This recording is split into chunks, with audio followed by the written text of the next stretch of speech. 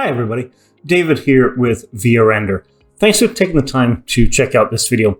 I'm creating this video in response to a question I got on YouTube about mirrors and how to go about setting them up in D5. So we're going to take a quick look at our sample scene that we have here, and we're going to go ahead and explore a couple of features of using and bringing in mirrors into D5. We'll look at a number of features that you need to be mindful of in SketchUp if you're doing a SketchUp to D5 workflow. And we'll also talk about where to get some of the better mirror models. We'll also take a quick look at mirrors for Blender users. And then we'll also look at some of the sort of caveats and things you need to be mindful of when working with reflective surfaces within D5. Okay, with that being said, let's go ahead and get into it. Okay, everybody. So here we are in SketchUp, and you can see here we've got a pretty basic scene. We've got a large plane outside the window that has got a D5 emissive material on it. We've got a window to allow some light into our scene, and we've got a basic setup. And we'll use this as our sample project while we talk about mirror materials. And you can see in D5 just kind of how that looks. Okay, the first thing we need to be mindful of when trying to set up mirrors in D5 is the actual SketchUp models themselves. So I have a mirror object here, and I'm going to just double click and go into this. The first thing you need to be mindful of is that you can actually apply a SketchUp texture or material, so something like these metal over here, to the area that you actually want, or to the surface that you actually want to apply a D5 metal material to. Now, this should be kind of familiar to anyone who's been using the D5 converter for a while. So you can see here, I have this teal area. I'm going to go ahead and just apply a metal, sort of one of the sort of metal textures from SketchUp. Just going to go ahead and apply that. And then I'm going to bounce out of the group here. I'm just going to zoom out a little bit, and I'm going to go ahead and update my D5 converter. Back in D5, you can see now that I do have basically a surface that I can select with the eyedropper tool, and one that I can go ahead and apply a material, particularly a mirror material, to. So I'm just going to sample from this one here, hit O on my keyboard, and apply. And now you can see that this surface is acting like a proper mirror. Now, the other thing that you need to be mindful of is the other parts of your mirror. So this kind of wood material looks okay, but if we look back at it in SketchUp, you know, it looks really a lot better in SketchUp. This is very much a model that was intended for use within SketchUp. And once you send it over to D5, the wood just really doesn't hold up. So it's also really useful to sort of get in the habit of knowing that in SketchUp, these models are effectively sort of a simplified, almost proxy version, and you're absolutely going to be changing the materials in D5.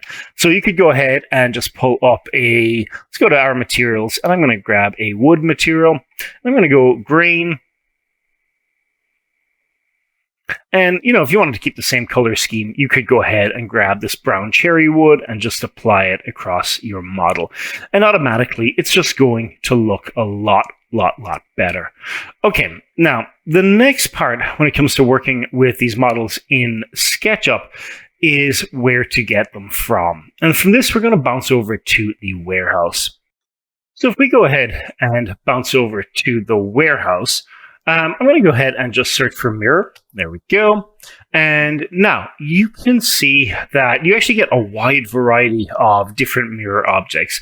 The question then is where to go to get some of the better mirror models that you can use in your scene. And you don't have to just use this first batch. You don't have to use whatever SketchUp just gives you initially.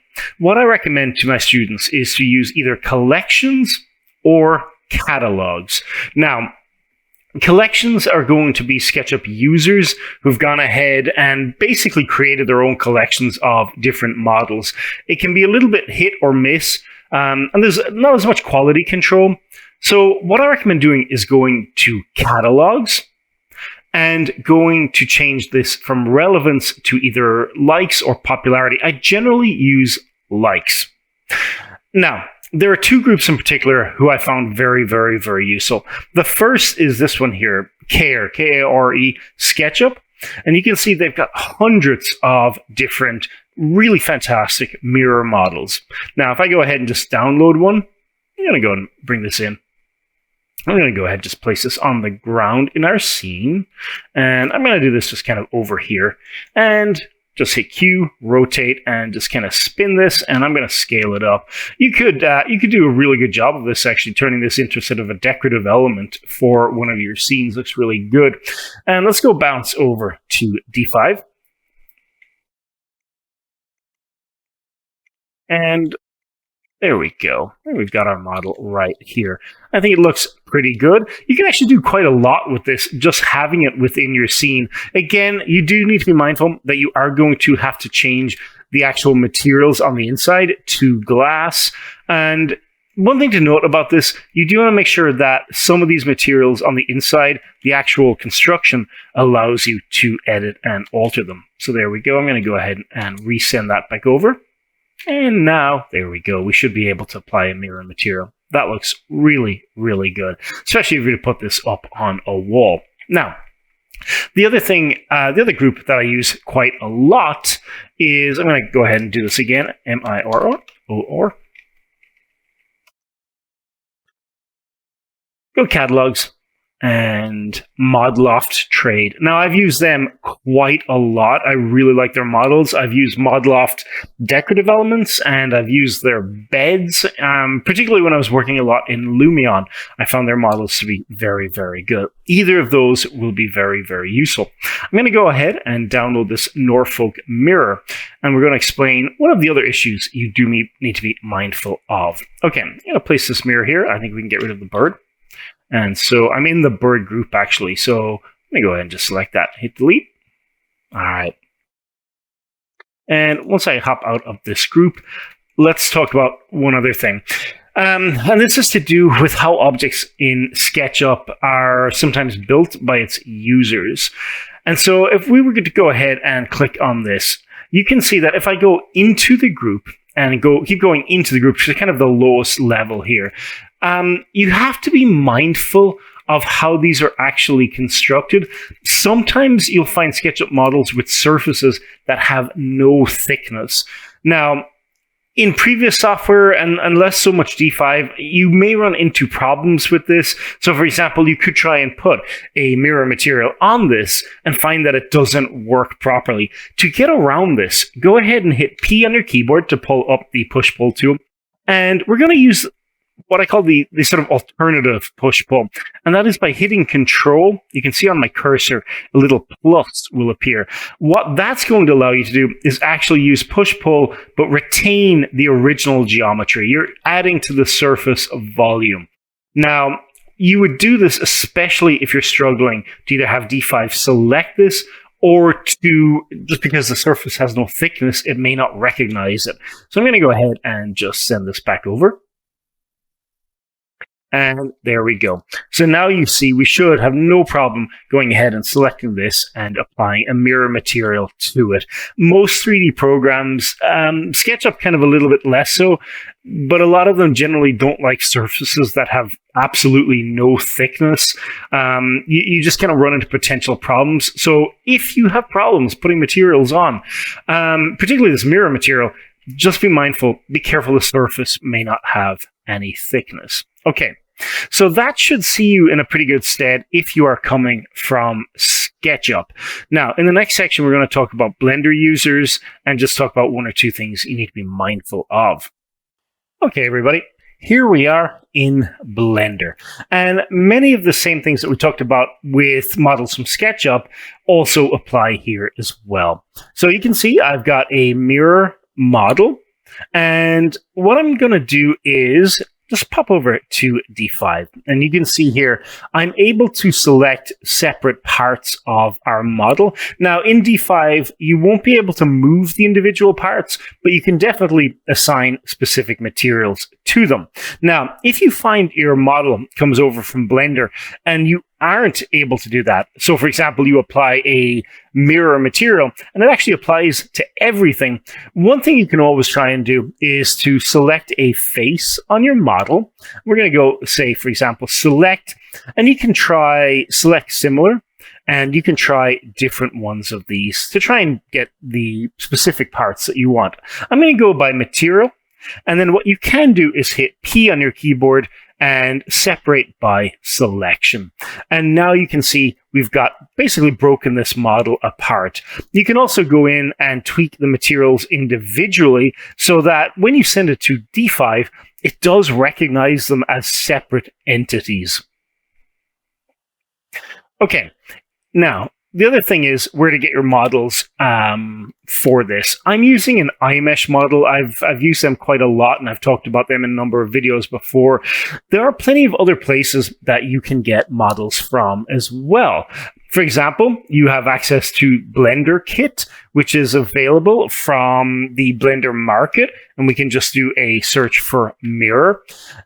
And here you can see we've got access to a whole pile of mirror models with different styles and different looks. Now, Blender Kit, the full version, is a paid-for add-on. I believe I'm going to say it's about $30, I think, off the top of my head.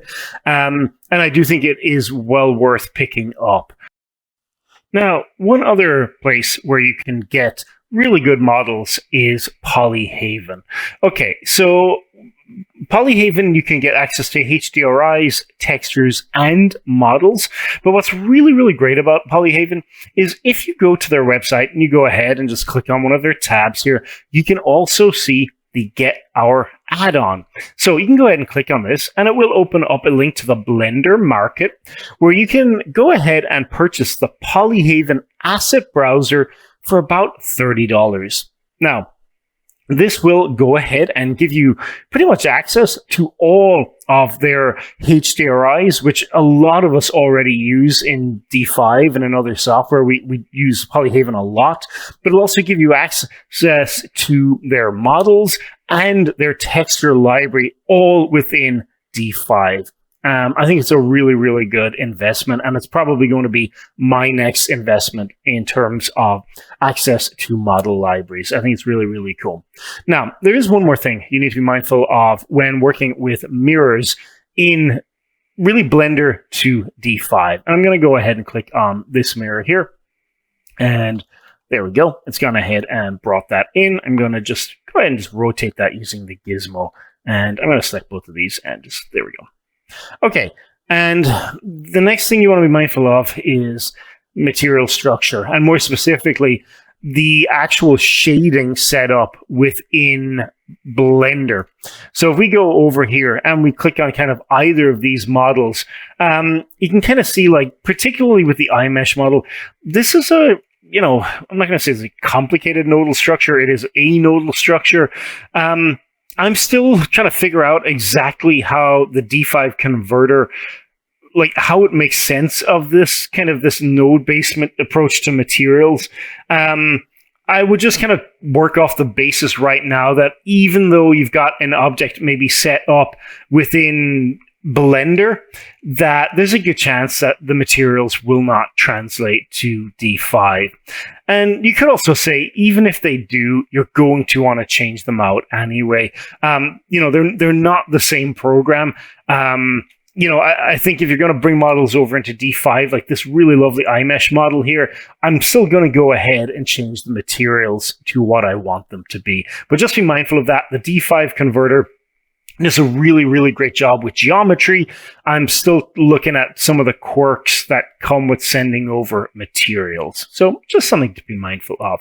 Okay, in the next section, we're going to talk about some of the things that you as a user of D5 need to be mindful of when putting mirrors in your scene.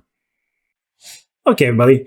Now that we're comfortable bringing models in from Blender or SketchUp, and we're kind of aware of some of the kind of caveats and things you need to be mindful of, the next thing we want to talk about is just mirrors themselves within D5.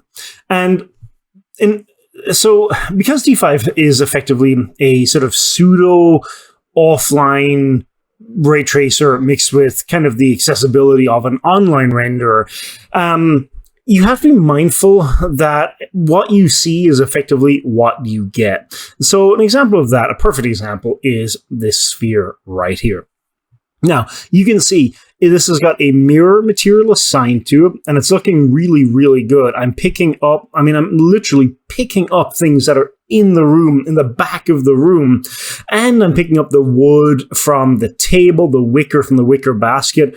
To me, that's pretty incredible coming from other software. Now, one problem with this, though, is I'm also picking up this and this. And you may be thinking, well, what is that? Well, because of the way a lot of us will work, particularly in SketchUp, you can see here I've gone ahead and hidden some walls. And this makes sense because if you're in here working in SketchUp, it's really hard to zoom through walls. You actually get stuck in walls quite a lot. So oftentimes we'll work with parts of the geometry actually absent or hidden. Now, what that translates to, though, in D5 is effectively this. You have to be very, very mindful that this horizon, and particularly the skyline, does not manifest in your mirror materials. You can see it right here in the background, and you may not actually notice this while you're working. I definitely haven't. There's been times when I put a mirror in there and just thought good enough and then moved on. But in reality, you have to be very careful of what's in your actual reflections. And you may also be thinking, well, what about lights? Well, yeah, the same rule applies. If we go ahead, for example, and one of the things I like to do is go ahead and place maybe a secondary light outside the window. I think a lot of D5 users will do this, maybe a spotlight or something like that to get a little bit extra shadows in here. Lights will actually be reflected in the mirror materials. And I don't just necessarily mean the light itself will be reflected. I mean the actual light. You can see it right there. That little circle is going to be reflected. And, this is something you can absolutely forget about doing until you look at your finished render and you actually notice that you've got this very bright highlight that's going to be right there in your shot. Now, you can get around this by going to, once you have a light selected, go ahead and just go turn off visible in reflections. And that will go ahead and get rid of kind of that effect. It's just something that you want to be mindful of. And I would love to say that I've never done this, but I have. And it's actually more trouble than you think to try and get rid of this in Photoshop. And it sort of just ruins the flow too. So, grand takeaway there, be careful of what's being reflected in your mirrors, and you absolutely have to hide the horizon geometry. Now, just to go ahead and wrap up, it's worth taking a little bit of time to look at the actual mirror material within D5. You can see I've gone ahead and just brought in one of the sort of Christmas ornaments, and I've just gone ahead and placed it on the table here. So if we actually look at the material browser and we search for mirror, this is what we're going to get. Now, the only real difference that I can see between some of these mirror materials is the presence of, for example, an actual normal map to give imperfections to the material itself. But if we're actually just going for really just a pure mirror reflective surface, go ahead and just use this mirror one up here. You can see I've gone ahead and hardened it, so it's basically been added to my favorite material tab here, so it's pretty much easily accessible. You can see that is what is actually applied to these objects here. Now, if we actually look at the material setup, you'll notice that it is basically pretty simple. The base color is just a generic white. Now, you could go in and actually change the base color. I'm not really sure like when you'd want to do this. You kind of can do this. You can get probably some cooler looks. I'm not entirely sure when you'd want to do this, but you can. Other than that, the material itself is pretty straightforward. You can see that it is effectively set to kind of a curious value, though, 0.99 by default. In other words, it's almost, but not entirely set to completely metallic, which is interesting. One way to think of the PBR Metalist workflow which is what D5 effectively uses for the most part, metallic or the specular. But metallic in particular, things are thought of as either a metal or they're not. It's basically an either or. Things are either a metal or they're not. The only difference tends to be when they have a metalness map, which tends to be sort of a, I'm just going to use this, for example, this AO map as an example, if I plug that in there. The metallic map is basically a black and white map that tells the software where a part of an object is metal or where it isn't.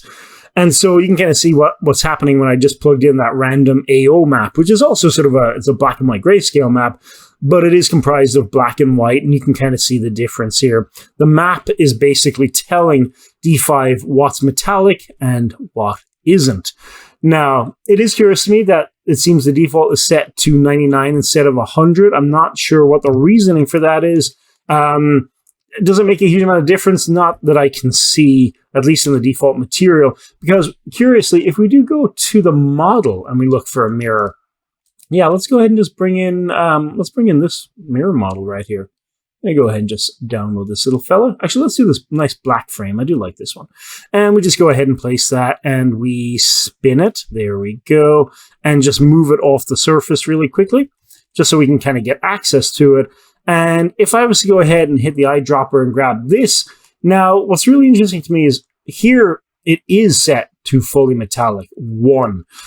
I'm not sure if that's intentional, accidental, or it's something that I'm just not understanding about the materials. But either way, a simple metallic material is basically just that. It's just a white base color. Not entirely sure the specular makes any difference. Maybe somebody correct me on that. I believe that as long as the metallic is turned on to kind of like 1, that it overrides the specular map. I could be wrong on that. So somebody please feel free to, kind of correct me on that. Generally what I'll do is I'll just bring in my mirror models and it's either assign that mirror material or I'll just use this guy right here. Eyedrop to sample, O to apply. And there we go. That will have your mirror set up nicely. Now, one last thing I do want to mention on mirrors, and this kind of harkens back to, by having mirrors and surfaces ray traced, what you see is very much what you get. And you can see in a great example of that right here. This line that you can see on this mirror object, if I zoom in, you'll notice that is actually built into my model. You can see it right here if I spin the camera. That is just bad construction on my behalf. It's where I kind of extended this back wall just a little bit, but you'll notice that the mirror is very much just picking that up.